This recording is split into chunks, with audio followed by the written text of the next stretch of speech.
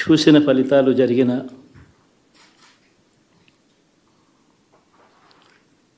పరిస్థితులు చూస్తే నిజంగా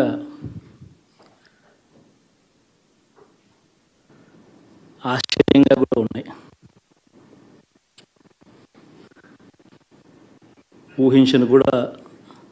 ఊహించలేదు ఇలా జరుగుతుందని, ఇలా వస్తాయని కూడా.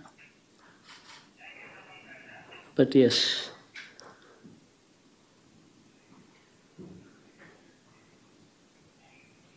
అమ్మఒడి అందుకున్న 53 లక్షల మంది తల్లులకు మంచి చేసిన, పిల్లలు బాగుండాలి, వాళ్ళ చదువులు బాగుండాలని తాపత్రయపడుతూ అడుగులు వేశాం. మరి అక్క చెల్లెమ్మల ఓట్లు ఏమయ్యాయో తెలీదు. 66 లక్షల మంది అవ్వాతాతలకు, వితంతులకు, వికలాంగులకు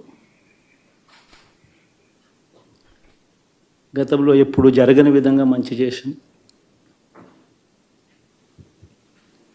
వారి కష్టాల్లో తోడుగా ఉంటూ, వారి కష్టాన్ని అర్థం చేసుకుంటూ, వారి ఇంటికే పంపించే వ్యవస్థను సైతం తీసుకొస్తూ,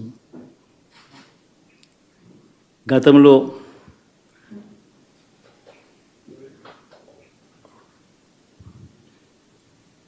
మా ప్రభుత్వం అధికారంలోకి రాకమునుపు ఇస్తూ ఉన్న చాలని పెన్షన్ నుంచి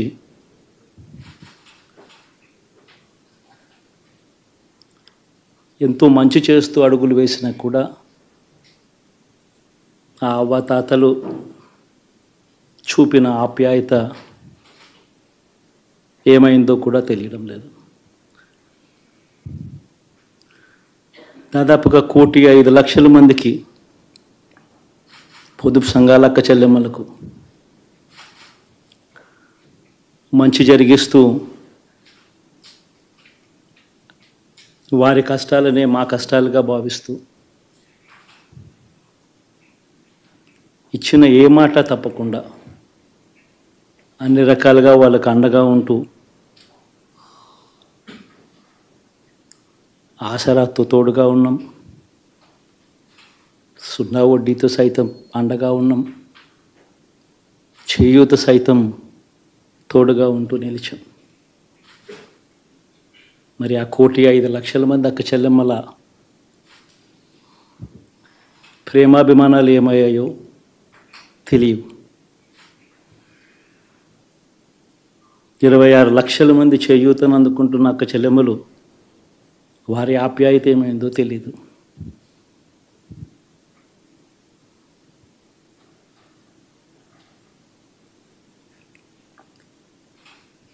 పిల్లల చదువుల కోసం ఏ తల్లి ఏ తండ్రి ఇబ్బంది పడకూడదు అని మొట్టమొదటిసారిగా పూర్తి ఫీజులు ఇస్తూ తీసుకొచ్చి అందగా నిలిచాం.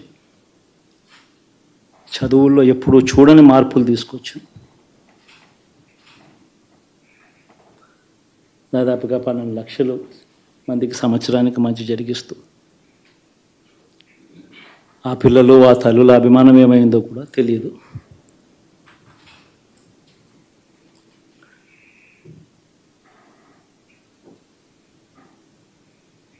దాదాపుగా 54 లక్షల మంది రైతన్నలకు గతంలో ఎప్పుడూ చూడని విధంగా, జరగని విధంగా పెట్టుబడికి సహాయంగా అందించే కార్యక్రమం మొట్టమొదటిగా జరిగింది మన ప్రభుత్వం వచ్చాకే.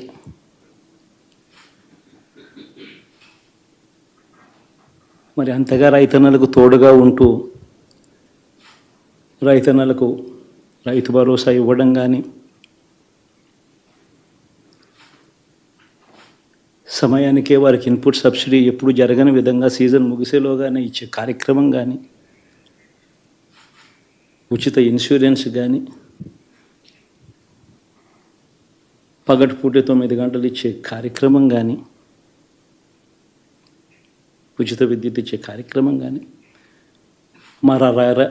మరి 1/2 కోటి మంది రైతన్నల ప్రేమ ఏమైందో తెలియదు.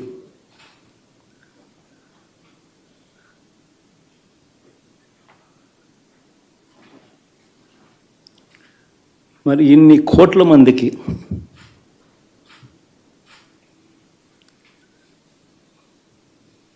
పేదవాడికి తోడుగా ఉంటూ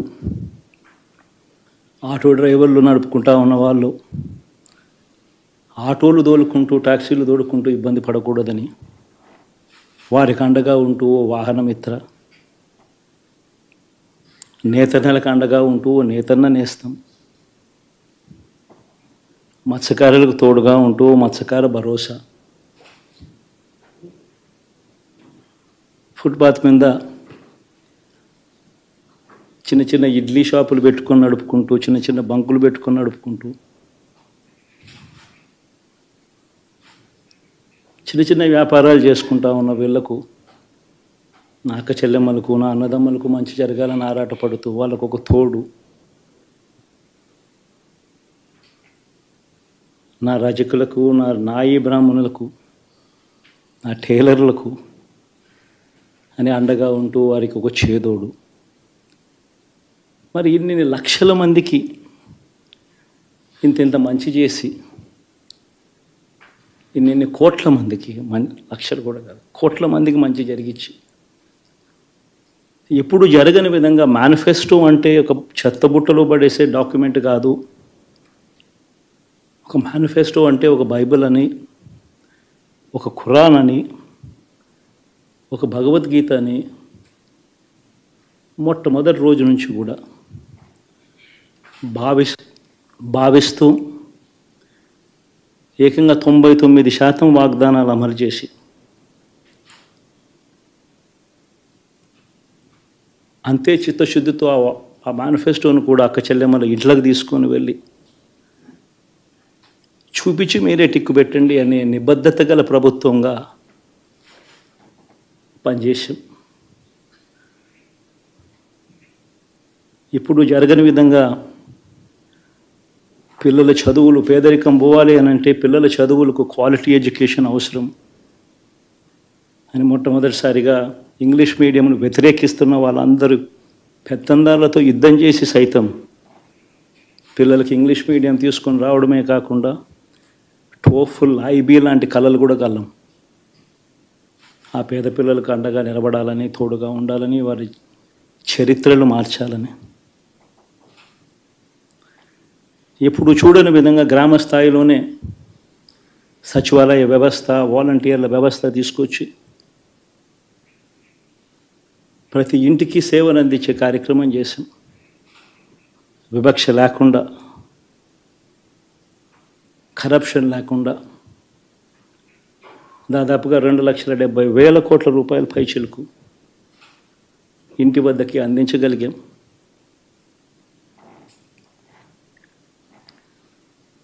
ఇప్పుడు చూడని మార్పులు తీసుకురావడమే కాకుండా ఒక చదువుల రంగం అయితేనేమి, ఒక విద్యారంగం, ఒక వ్యవసాయ రంగం అయితేనేమి, ఒక వైద్య రంగం అయితేనేమి,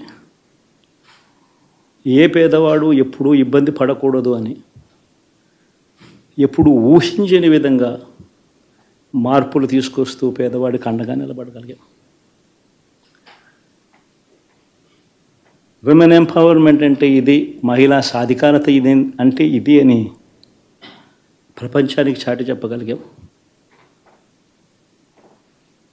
సోషల్ జస్టిస్ అంటే, సామాజిక న్యాయం అంటే ఇది అని ప్రపంచానికి చూపించగలిగాం.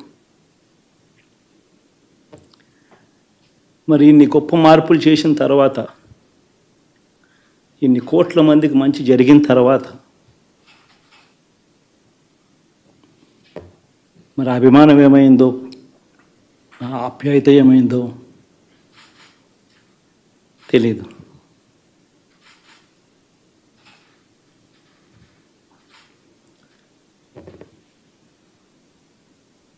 ఎవరో మోసం చేశారో, ఎవరో అన్యాయం చేశారో అని చెప్పి అనొచ్చు, కానీ ఆధారాలు లేవు.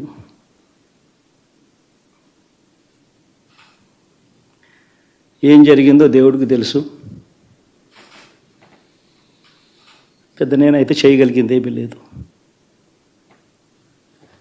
ప్రజల తీర్పు తీసుకుంటాం, కానీ మంచి చేయడానికి మాత్రం ప్రజలకు తోడుగా ఖచ్చితంగా ఉంటాం.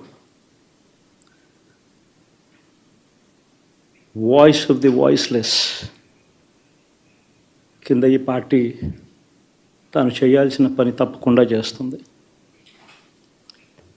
పేదవాడికి అండగా ఉండే కార్యక్రమంలో ఎప్పుడూ కూడా పేదవాడికి తోడుగా ఉంటూ గలం విప్పుతుంది, పేదవాడికి అండగా నిలుస్తుంది. పెద్ద పెద్ద వాళ్ళ కూటమి ఇది, ఢిల్లీలో సైతం శాసించే పరిస్థితుల్లో ఉన్న కూటమి ఇది.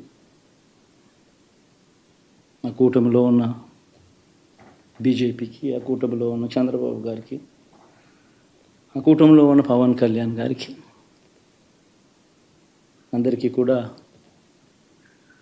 వాళ్ళ గొప్ప విజయానికి అభినందనలు.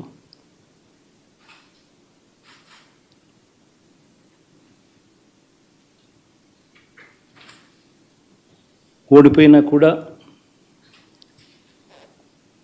నా ప్రతి కష్టంలో కూడా తోడుగా అండగా నిలబడిన నా ప్రతి నాయకుడికి, ప్రతి కార్యకర్తకు, ప్రతి వాలంటీర్కు, ప్రతి ఇంట్లో నుంచి వచ్చిన ప్రతి స్టార్ క్యాంపెయినర్గా నాకు తోడుగా నిలబడిన నా అక్క చెల్లెమ్మలకు, అన్నదమ్ములకు, మీ అందరికీ మనస్ఫూర్తిగా మీ అందరికీ కూడా కృతజ్ఞతలు తెలియజేస్తా ఉన్నాను. ఏం జరిగిందో తెలియదు కానీ ఏమి చేసినా, ఎంత చేసినా ఇంకా 40% ఓటు బ్యాంకు మాత్రం తగ్గించలేకపోయారు. ఖచ్చితంగా మళ్ళీ ఇక్కడి నుంచి లేస్తాం.